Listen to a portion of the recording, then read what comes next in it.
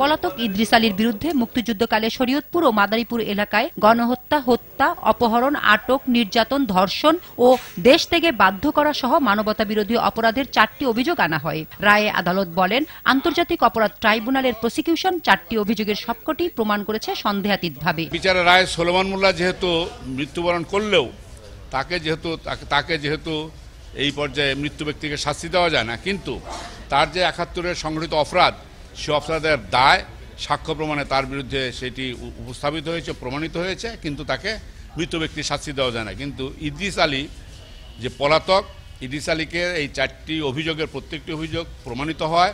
2টি অভিযোগে তাকে মৃত্যুদণ্ড দেওয়া হয়েছে, একটিতে যাবজ্জীবন এবং একটিতে 7 বছরের কারাদণ্ডের আদেশ দেওয়া হয়েছে। রায়ে 2 বীরাঙ্গনা যোগমায়া ও বিজয়াকে বিশেষ মর্যাদার কথা বলেন আদালত। ট্রাইব্যুনালে ইতিমধ্যে নিষ্পত্তিকৃত 28তম রায় এটি। এই রায়ে এটিকে ওয়ার হিরো 71-এর ওয়ার হিসেবে, অর্থাৎ মহান মুক্তিযুদ্ধের 71 সালে মহান মুক্তিযুদ্ধের বীর হিসেবে এই যোগমালো এবং বিজয়মালো তাদেরকে 2জন ভিকটিম বীরাঙ্গনাকে আখ্যায়িত করেছে। মামলা চলাকালে এই মামলার আরেক আসামি 84 বছর বয়সী সুলাইমান মোল্লা ঢাকা মেডিকেল কলেজ হাসপাতালে মারা যান। এ কারণেই বিচারাধীন থাকা অবস্থায় মামলাটি নিষ্পত্তি হয় তার বিষয়ে।